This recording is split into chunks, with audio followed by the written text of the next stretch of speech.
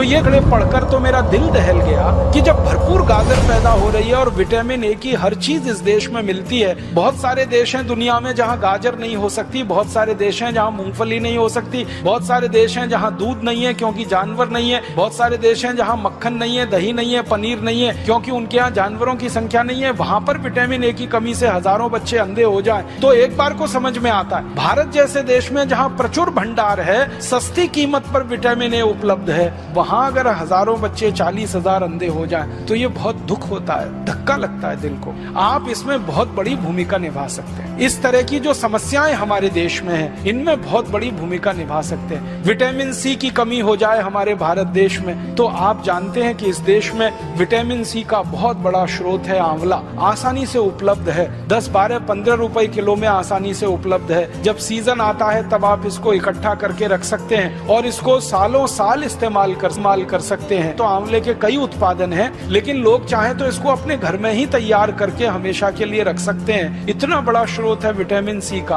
अब हमारे पास प्रकृति ने दिया, भगवान ने दिया, विटामिन ए के स्रोत हैं। विटामिन B12 की तो भारत में कभी कमी नहीं हो सकती क्योंकि यहाँ के लोग जितने तरह की सब्जियां खाते हैं, जितने तरह के फल, मौसमी फल खाते हैं, सवाल ही नहीं उठता कि हमको विटामिन B12 कभी कमी हो जाए। ऐसे हमारे देश में प्रकृति के द्वारा जो बहुत सारे समृद्ध पदार्थ हैं, सस्ते हैं, कीमत में आसानी से उपलब्ध हैं, हर जगह होते हैं। सबसे बड़ी बात है कि आंवला भारत में हर जगह आसानी से मिल जाता है, गाजर भारत में हर जगह आसानी से मिल जाती है, टमाटर हर जगह आसानी से मिल जाता है। तो क्यों नहीं हम इनका हमारे मरीजों में, हमारे देश के साधारण नागरिकों में प्रचलन बढ़ाएं और इस प्रचलन को हमारे देश में जितना ज्यादा आप बढ़ा देंगे, हमारे मरीजों की फालतू दवाओं पर निर्भरता उतनी कम हो जाएगी। कैल्शियम की कमी के आपके पास जितने सारे मरीज आते हैं और आप उनको कैल्शियम के बहुत सारे स्रोत बताते हैं और आप भारत में बहुत सारी सस्ती चीजों से कैल्शियम को उपलब्ध करा सकते हैं। सबसे आसानी से कैल्शियम हमारे यहाँ उपलब्ध है चूने के पत्थर के रूप में, और चूने का पत्थर एक 50 पैसे का बाजार से खरीदो, पानी में डाल के उसको रखो तो इतना चूना बन जाता है कि साल, 2 साल, 5 साल, 10 साल हम बहुत आसानी से अपने कैल्शियम की पूरे परिवार की जरूरत कम कर सकते हैं। आप भारत के लोगों को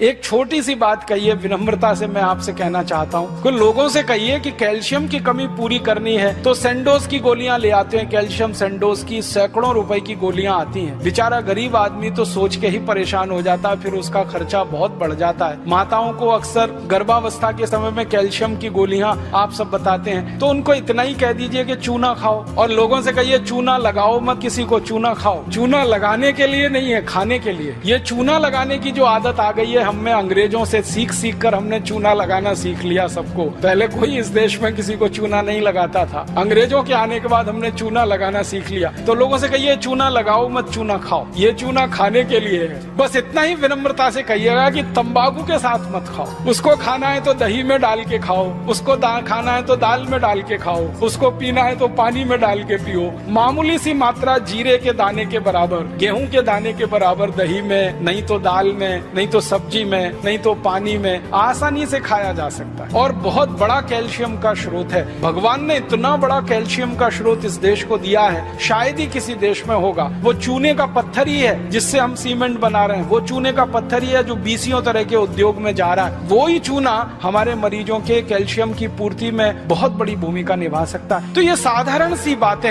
आम आदमी के दिल दिमाग में बहुत जल्दी बैठ जाती हैं, लेकिन आप कहेंगे तो ज्यादा अच्छे से। कोई दूसरा कहेगा ना तो कुतर्क करेगा, तुम क्या डॉक्टर हो, तुमको क्या मालूम है। लेकिन जब कोई डॉक्टर उसको कह रहा है तो बहुत गहराई से, ये तो परंपरा से आई हुई है बात। चूना उसके दादाजी खाते थे, दादाजी के दादाजी खाते थे, वो भी खाते थे, देखा है उसने। फिर आपने और जोड़ दिया उसमें कि ये कैल्शियम का सबसे बड़ा भंडार है, तो बात तो पक्की बैठ जाएगी उसके मन में। फिर वो अपनी जीवन शैली को इस तरह से बना लेगा कि सेंडोज की गोलियां खा खाकर करोड़ों रुपए एक विदेशी कंपनी को देना, क्योंकि आप जानते हैं सेंडोज जो है विदेशी कंपनी है, उसके करोड़ों रुपए का धंधा सिर्फ ये गोलियों का ही है। और ये धंधा हम भारतवासियों के अनजाने में, गैर जानकारी में हो रहा है। अगर ये जानकारी बढ़ जाए भारतवासियों की तो बहुत बड़ा काम आप सब मिलकर कर पाएंगे। तो मेरा एक ही विनम्र आपसे कहने का प्रयास है वो ये कि आप थोड़ा एजुकेशन, किसी भी पेशेंट को थोड़ी एजुकेशन दीजिए, थोड़ी शिक्षा दीजिए, सामान्य ज्ञान उसको बताते जाइए ताकि वो गंभीर बीमारियों से बचता रहे, अपने परिवार को भी बचाता रहे।